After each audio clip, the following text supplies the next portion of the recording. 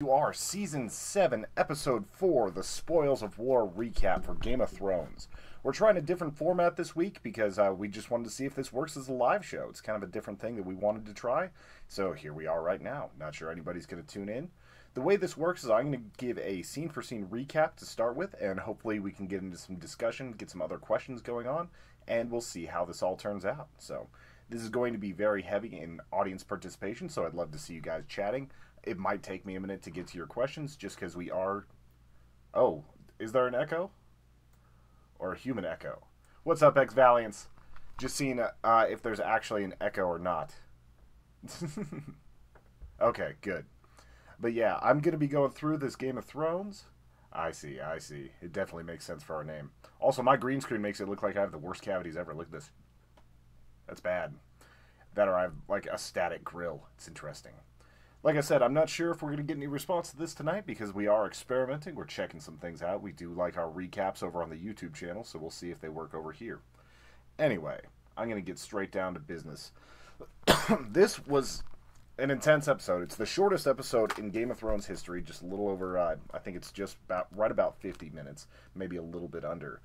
But there's a lot that happens, especially towards the second half of this episode. So you guys are going to have to be a little bit patient as we get to that episode. Or get to that part of the episode here in a little bit, because we are going. We're gonna go chronologically until we get to that incredible battle there at the end. So anyway, we start out, and you basically have Bronn and Jaime on the road. They're looking over these. They're looking over the spoils of war. They're looking over what they looted from Highgarden, and it's showing all the gold, all the other things that they were able to take so that they could get the Iron Bank paid off and get them to finance the rest of their war. It's a huge plot point, and it really does make sense because there's only so much you can do without the cash behind it. And the Lannisters haven't been making much money over the past few years because their mines have dried up. It's a kind of a long-term thing that's been going on for a while, and yeah, like it's interesting to see the lengths they had to go to make sure that they would actually get that taken care of. Excuse me, sorry for a little bit of a cough tonight. X-Valiants, are you a Game of Thrones fan, or are you just checking it out right now?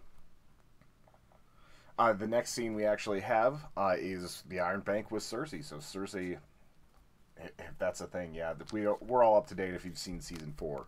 And Cersei's with the Iron Bank, and the bank is really happy. They were able to pay off their entirety of the debt to the Iron Bank, which was pretty huge in just a single payment.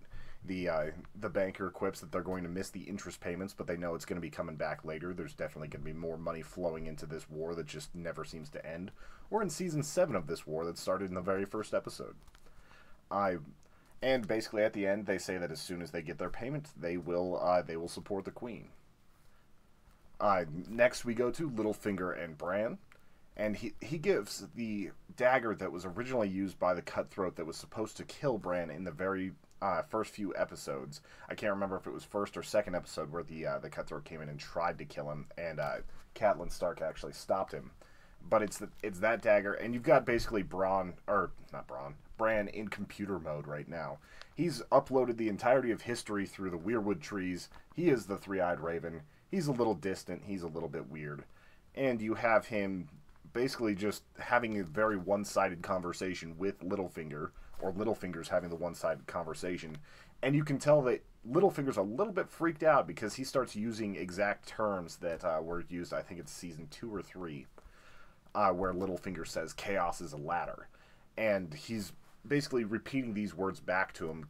I'm not sure if he's trying to hint that he knows everything that happened with this dagger, but he did say, "Do you know who owns this dagger?" And that's a pretty big hint that he knows that Littlefinger and everybody else, like the way he tried to frame Tyrion, the way everything went down, he knows the answer to. He knows exactly what's going on, and he could expose Littlefinger for so many different things that he's done, even, not just to the Stark family, such as getting Ned completely screwed over, but there's so many other things that he's done that are contrary to what's going to happen there. And he's also the only one right now that knows Jon's heritage, that he's Lyanna Stark and probably Rhaegar Targaryen's son. So, as a Targaryen, as everything else that's happening, there's just a lot that's at stake with Bran knowing that, and I'm wondering if Littlefinger is going to try to make a play at that. But if he's fully psychic, I don't know how easy it is to really kill him. The last three-eyed raven, who was actually a Targaryen from a long, long time ago, he ended up getting killed mostly because there was a major mistake and an entire army of White Walkers. So that'll be interesting to see how that turns out. The next scene is kind of a really cool emotional scene. You've got Arya on horseback looking at Winterfell, which she hasn't been back in ages. She hasn't been back since, I believe, the first season. She's just been on the run and on the run and on the run. And you can see how important it is to her in all this. Like, she turned down the chance to go in and just try to take out Cersei, but instead she chose to go home to family. And she has a fun little argument with the guards. The guards try to punch her, like she just basically evades everybody, makes them look stupid. And it's a fun little sequence that ends up with her heading down to the crypts after she embarrasses these guards that won't let her in. And according to the creators, that was actually a little bit of an homage to Odysseus whenever he came back to his own kingdom and nobody recognized him. Like, the people in the castle didn't, like, just everyone around hadn't seen him for 40 some years, or I can't remember how long the Odyssey was, but that's what they were going for right there. And she's probably at least 3 or 4 years older. I'm not exactly sure on the timeline, but it's more that she just holds herself entirely differently. And she was a little girl when she left, and now she's just kind of a rogue. So they go down to the crypt, and Sansa meets her, and it's a huge hug. It's about the same as whenever Sansa saw Jon, even though these sisters have a much better bond. And it's interesting seeing how it's played out to Sansa being the lady she always wanted to be, becoming mostly like Catelyn Stark. And then you've got Arya, who always wanted to be the fighter, always wanted to be something more than just a lady in a castle in a pretty dress. And it's not exactly an easy job for Sansa. She's having to lead war parties. She's having to do a lot of other things that are, well, not so much war parties, but she's having to lead an entire nation of people while they're at war. So they've become so much different and so much bigger than they were whenever they were last in Winterfell, and it's really cool to see the expansion on these characters and where they're at. She seems like she is sort of happy to be in charge, like, but she also genuinely seems to want Jon back, because it's definitely hard, and I'm sure as a woman, even as a Stark woman, it's hard to get some of those lords to actually listen to you. You got to be like Lyanna Mormont and just lay it out there, be a little badass. At this point, we're actually reminded of Arya's list. Sansa's asking who all is on the list, and she doesn't get a clear answer there, but it's pretty apparent that it's a little longer than Sansa would have thought. The next scene we see, Arya learns that Bran is actually back in Winterfell, and they run out to the weirwood trees to take a look at him. And computer bot Bran basically just like stares at her, kind of cold and dead, and even whenever they were holding each other and everything, and basically says, "I'll see you at the crossroads," or "I saw you at the crossroads." So that's harkening back to the first or second episode of this season where she makes her choice to come to Winterfell, and is really showing that there is some sort of psychic ability there.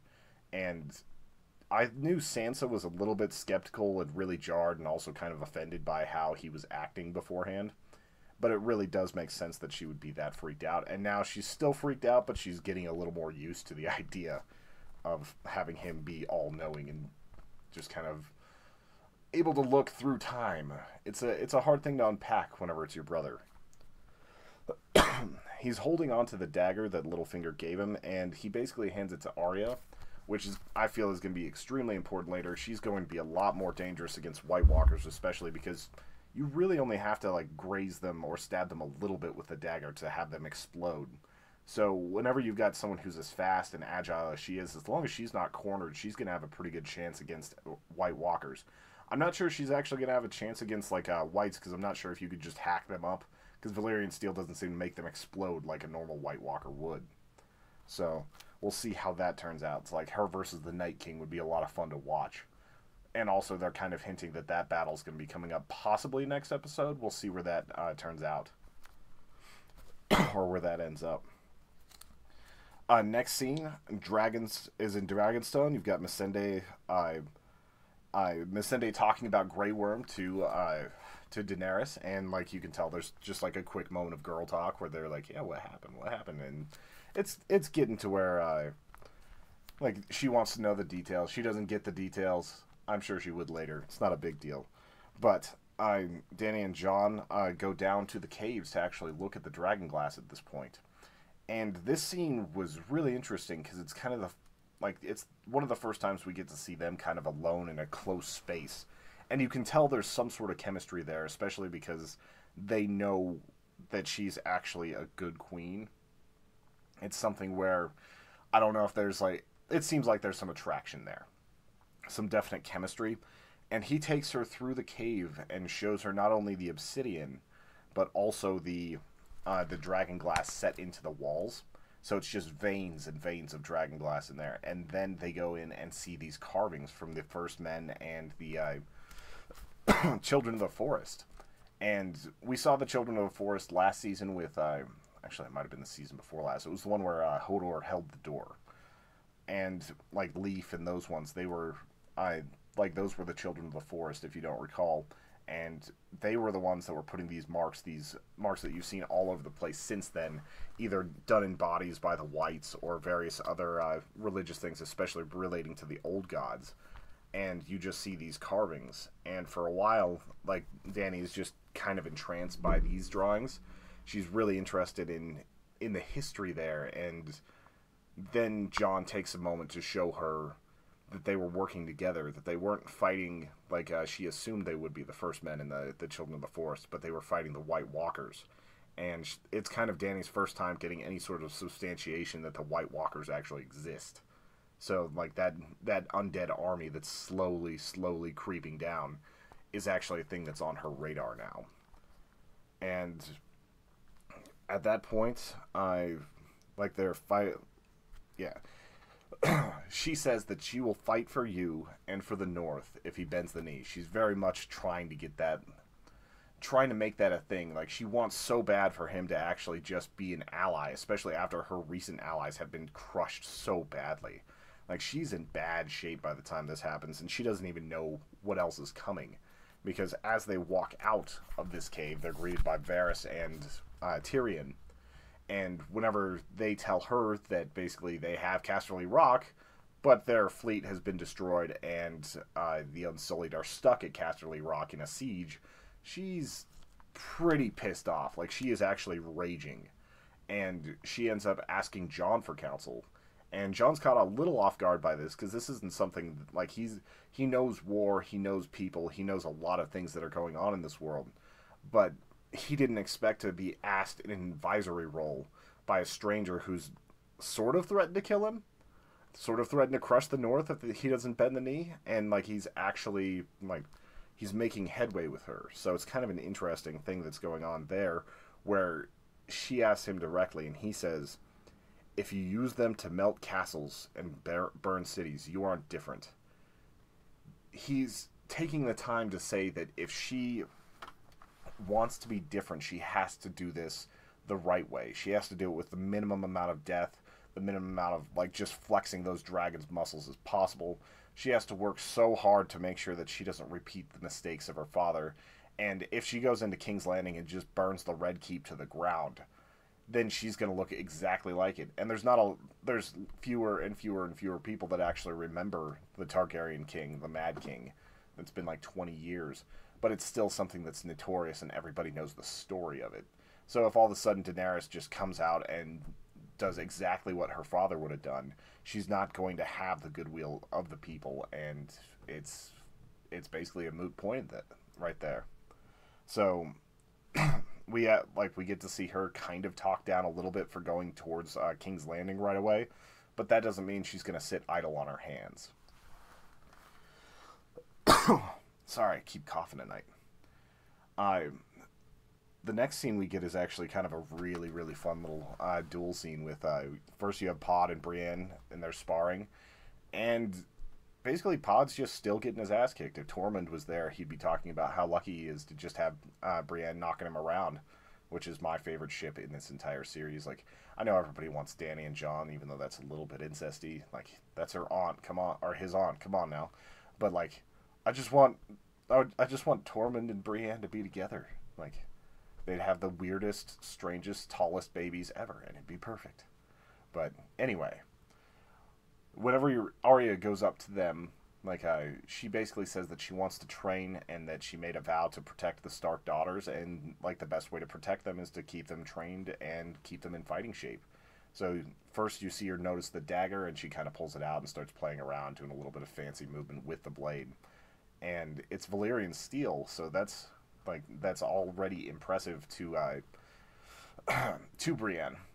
Although Brienne is also carrying one of the few Valyrian steel swords left. Like this one, Oathkeeper was made from Ned Stark's sword, and that's a blade that's going to become pretty notorious later, I think. Especially because I just want to see what Brienne could do in a field of White Walkers. Like she's one of the few people that seems like she would just be thrashing.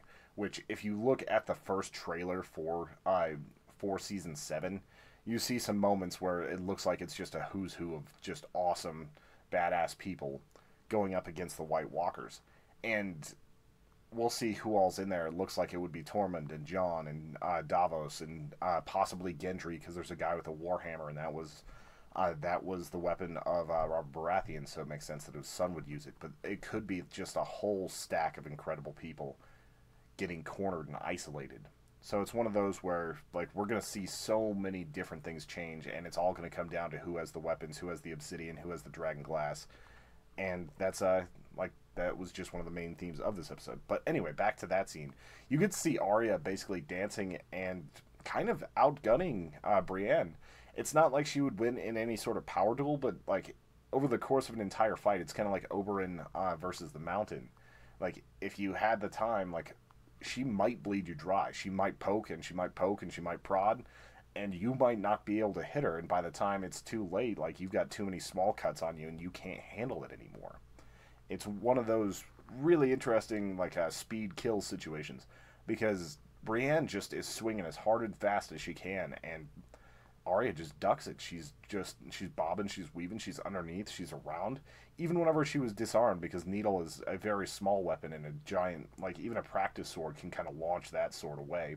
She pops up and does the thing with the dagger, and she's just being a straight up ninja about it. And that was possibly, like, I was like, oh, this is going to be my favorite part of this episode. And no, it wasn't, because there's a lot that happens here in just a couple more minutes. A lot of intense stuff that I did not expect to see. Just absolute insanity came just a few more scenes away, and we're going to get to that. Excuse me. Next scene we have is Jon and Davos. They're walking down the stairs of Dragonstone, and Jon is basically, he's doing his little angsty thing, but then Davos is saying, I saw you looking at her hard, and like Jon's like, oh, there's no time for that. There's White Walkers and all this, and you can tell that Davos kind of wants them to get together too. Like, it's just one of those where it's like the fire and ice, they meet, and it makes sense. Missandei and Jon have kind of a quick conversation about being a bastard, and in Noth, where she's from, there are no bastards because there is no marriage. So the idea is completely foreign to her, and she doesn't understand why it would make such a problem for families. And I think that's kind of an interesting just look into the way Noth was. We don't know very much about it other than that they worship butterflies, and that a lot of people go straight up and steal slaves from them because they're not a warrior people. And yeah, so we see a little bit more of Missandei, who's becoming a better background character. I've always liked her, but she's coming into her own, and she's getting a few bumps this season. Sorry, Grey Worm, that's kind of mean. But anyway, as they're talking, she reminds her of why they chose her as a queen. It's not because of her heritage. It's not because they were born under her. It's because she's the breaker of chains. It's because she is going as far as she can to make sure that these people who are subjugated have a life. That the people that have put them down and locked them away and took away everything that they had are the ones that are burning. And they chose her because she could do that when no one else could. It was blatant defiance against the entire life that they've known, and vengeance against the people that enslaved them in the first place. And I thought this was a really good situation. Davos quips that, would you be offended if I changed sides? So you can tell that he actually really supports, what she's doing right now. So I was really into that scene, and then all of a sudden you start seeing a boat come in from the shore with a tattered Greyjoy ship. I wasn't sure if it was going to be like Euron sending some sort of threat, but it was actually the good Greyjoys coming ashore with Theon.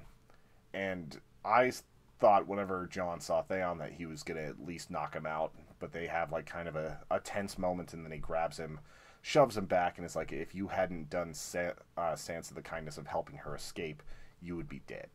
Like, flat out, it was only what he did for Sansa that saved his life. Alright, and now for the big meaty part of this episode, the reason why it's called Spoils of War. Essentially, you have a wagon train that is taking all the loot back to King's Landing.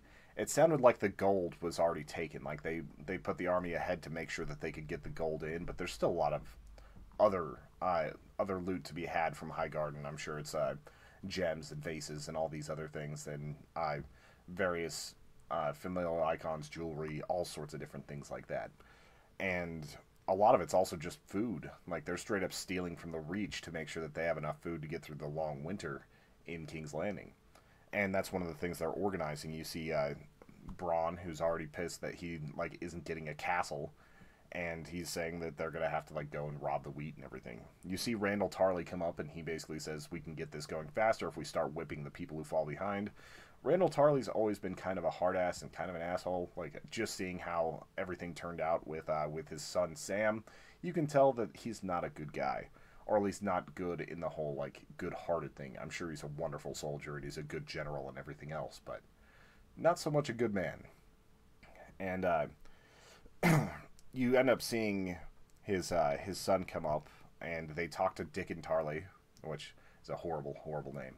And Bronn is making fun of him for that, and they're having a little conversation about what it was like to be in his first battle, what it's like to actually kill men, especially men that he knew, men he'd been hunting with, because they were men of the Reach. And to slaughter his own countrymen is something that he really didn't expect and didn't want to do at all. And you can tell it's weighing on him, especially because he didn't understand just how nasty it would get in battle. He didn't think it was, like, he probably had ideas that it would at least be somewhat glorious, and it turns out it was just violent and awful. So there's definitely that.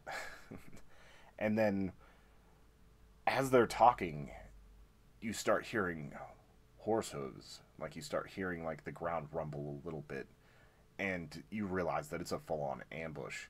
And I got so excited at this. I love, like, this horseback combat, like the Mongol style, like, hordes of just the Mongol horde style fighting that the Dothraki have, where it's like you've got some of the best archers, people that can literally stand on the back of their horse and just fire arrow after arrow after arrow, and they fight like a swarm of bees, just weaving in and out and destroying people. Like, you see why there's such a feared horde. And most often the only way you could really combat these hordes was with really, really high walls and through getting them to fight each other. And they're united under a Grand Khalasar with Khaleesi. So you've got just so many tribes looking, and they've been waiting so long to get their metal wet right now. I'm sure they've been sitting there since before they left, wondering why they haven't been pillaging and killing and doing their thing. It's what the Dothraki do, and they've been kind of held back for a long time. And you see the fear come over Jaime and Bronn, and they start thinking, oh, we'll be able to hold them back. We just got to get everybody in lines. Bronn tells Jaime that he needs to just go. He needs to run for King's Landing. And he decides he's going to stay because he thinks he can help stop this. And then you hear that first dragon screech over the top. So not only do you have a Dothraki horde that outnumbers you, possibly, from the looks of it, like at least 3 to 1, maybe 5 to 1. You've also got a whole gigantic dragon being directed by Daenerys herself. And like, I was sitting there and I was getting so pumped for this particular scene, and it just kept going, and I just was so happy whenever that first wave of fire went through, because we hadn't really seen what fire could do to infantry yet. We'd seen what it could do to ships, to individual people, but we didn't see them in an open infantry battle like this quite yet. And it just roasts the Lannister army. Like, I was criticizing in the trailer that it looked like the Tarly Arrowmen were fighting the Dothraki in an open field, and how unwise that was. And this makes so much more sense because it's just a flat out ambush. They've got nowhere to go. They line up and they're just trying to protect the wagon train with all the loot that's going to make it so that they have food and provisions and everything else for the winter. And they also know that they're not going to be able to stop it because the Dothraki horde is entirely on horseback. They can't run from something like that whenever there's only a few mounted cavalry out there. Most of the horses are pulling carts, and you've just got this giant cavalry going through and just absolutely wrecking their lines. Like, there are a few, like, you definitely see some Dothraki die, but you also see some of these guys just running through the broken lines, slitting throats with their sickle-style swords, and just laying waste to this army. All the while, Daenerys is riding her dragon and just burning through everything. She actually turns and lines up and takes out the caravan, just one cart after another, while all these Lannister men are dying. So even if the battle were to somehow turn sour on her, which it does in a second, that's not enough, or they're not going to be able to get those provisions. So it's basically just a complete victory if she can stop that. And you see this battle with Bronn, as it's the first time we've really gotten to see him do anything for, I think, like 2 seasons, where he was actually like in a fight, pivotal on screen, and he's kind of getting his ass kicked by various Dothraki, and he's running because Jaime tells him he has to go to the Scorpion, which is the ballista that can shoot at dragons, or at least cause damage to dragons. So he runs through that, and he's one of the only ones that's thinking about it. So he gets on there, and he's being pursued by one Dothraki man, and he uses one of these giant ballistas to just full on spear this guy to a wall. Like, I imagine it's probably an almost instant death, but it's just so violent how hard it hits this guy. Then he turns it towards the dragon, and I think Daenerys, because of the miss, one of the ballista bolts missed her just by a little bit the first time, she decides she's going to go and target that directly. And so she's flying her, it's not Dracarys. Dracarys is like Burn. It's Drogon, I think, is the dragon that she's riding here. And she just has it dive down, and it gets hit right in the shoulder by Bran. And Bran gets super excited because he thinks he might have killed it. He might have wounded it pretty badly. This dragon is just dropping out of the sky before it eventually is able to kind of work its wings up and slow down beforehand, and it just drops to the ground. But it also, before it can get there, burns the Scorpion. And you can tell the dragon's more pissed off now than anything else because it's using its tail to crush other wagons. It's kind of sending extra fire at people that are already almost dead. That's another thing that happened in this episode that I really liked was you saw kind of Terminator style, where just like ash figures are blowing in the wind. Like, there is so much brutality involved with this, and it's completely...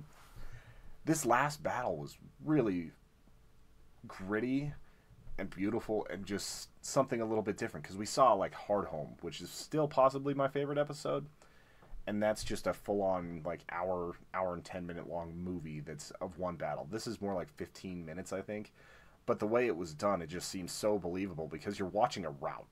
You're watching absolute annihilation done by dragons and these armies. And I don't know, like, I was excited to see something happen in this episode because they hinted that there might be a battle. I didn't know it was going to be this battle. I didn't know that there was going to be so many long-term ramifications. I didn't know so many people were going to end up dead. And we're looking at possibly losing 2 major characters right now. Like, at the end, you saw Jaime, which Jaime's always been a little bit too brave, and someday it'll probably get him killed. I still think that he's going to be the one that ends up killing Cersei. We'll see what happens there. We've got stuff with the prophecy that's happened before. You've probably heard us talk about it if you listen to our series over on YouTube. But this is a different situation. This is him literally grabbing a spear left-handed because he's lost his hand, and he's got an open lane to get to Daenerys. And having these 2 people on screen who haven't even been, like, on the same continent for a while was weird enough, but to see him, like, going full bore, like, full violent, looking to just stab her, and he was not fast enough. Like, Drogon turned and just got right in front of her and let loose a horrible torrent of fire, and if it weren't for, I believe it's Bronn, we don't get a clear view of his face because it was probably a stuntman in all honesty, but you see Jaime just get tackled from the horse. The horse gets incinerated, and then you see him falling into the water, and all you see is Jaime sinking to the bottom of this pond. Like, I know that he's probably able to swim. I'm not 100% certain on that, but he's also fully laden in plate armor with a golden hand. Like, if it's literally a golden hand, that thing's going to be pretty damn heavy. And I remember watching as all this was going on and just being like, damn, this is a hell of an episode. I don't know what they're going to call this battle. Like, if I don't even know what the territory they were in was called. I'm sure they're still in the Reach. Actually, they might have been out of the Reach. They're in kind of a mesa type area, a place we haven't really seen before. A place I'm sure the Dothraki were actually very comfortable in being. So they're in between the Reach and King's Landing, and they just lose. Like, I would say they probably had 1,000 people with with the spoils of war, and everything's gonna be gone from this. Like, there might be a few survivors here or there. There were people running. But I don't think in an open plain you're going to get away from the Dothraki, and all they want to do is kill you. It's like, this is an absolute complete rout. I think what's probably going to happen is that Jaime and Bronn are going to be captured by Daenerys, and it'll be really interesting because we're going to get to, if that's the case, if Jaime isn't outright dead, we're going to get to see some talk between the Lannister brothers for the first time since he set Tyrion free. Like, how's it going, Austin Dale? How are you doing tonight? I'm going to finish up a few thoughts on this recap, and then I'll get to any questions that we have after this. But yeah, we're going to see the reuniting of Tyrion and Jaime if Jaime survives. We're probably going to see Bronn. I don't think he was killed here. Like, they're not afraid to kill off main characters, but they also want to put a little bit more meaning behind a lot of the death of main characters. Make it sometimes a little more poetic, like they did last week with the Sand Snakes. So I think they're probably going to be surviving, but it's definitely not a good situation for Jaime. It's also the first real victory that Daenerys has had since she's landed, because all she's done is lose her fleet, lose her allies, and basically get worked over. She's down to just having her Dothraki horde and possibly being able to get the Unsullied back. So it's a really fascinating spot where she's in, where she looked like she was ready to take on the whole continent, and then because of Euron mostly, she's just completely screwed. And it's a good spot for them to actually create this conflict that just keeps on rolling, keeps on getting better. Because it seemed like she was too powerful. It didn't seem like there would be any way to slow it down, especially because Cersei is not a great military leader. Jaime is, but she might lose him now. It's like, what is she going to do whenever she loses Jaime on top of everything else she's lost? She doesn't have much going for her anymore, other than the fact that she has the Iron Bank so she can buy a new army. So we'll see how that ends up turning out. But anyway, that's kind of my scene-for-scene recap of this. Is there anyone out there that has any questions, any comments, or anything that they want to talk about with Game of Thrones tonight? It has been a little bit quiet out there. This is our first time trying to do anything on Mixer as a live show. So we've got a couple people in the chat, but everybody's being quiet. I'm probably going to end this in just a moment. But before we do that, I want to say thank you all for watching this Human Echoes production. Thank you for checking out our YouTube channel. Thank you for subscribing. Thank you for subscribing both on YouTube and on Mixer. If this is your first time watching our YouTube content where we talk about Mixer, Mixer is where we do all of our live streaming. It's a great community. We do stuff there 4 days a week. Monday, Tuesday, Thursday, Fridays. It's like 7 Days to Die, Ark, Dark Souls, probably something with Minecraft here soon. Definitely a bunch of Overwatch because we love Overwatch. There's a lot of fun live stream content that goes on there. Our members get to play on servers that we've set up, so if you end up becoming a member, that's another perk that you get. So yeah, check everything out over there, over at youtube.com/humanechoes and mixer.com/humanechoes, or just humanechoes.com for everything we do. Thank you all for hanging out. Thank you for watching this Game of Thrones recap. If you liked it, hit that subscribe button, and we will put out another one next week. We might have Albert back on here, but right now he's working on his Sharknado 5 stuff because it is Sharknado night. So I think that's probably going to be a little bit bigger for this channel considering how many reviews of shark movies we've done. It's absolutely insane. Like, if you want bad shark movies, we got everything you could ever want over on the YouTube channel. But thank you all very much for hanging out, and I will see you guys next week.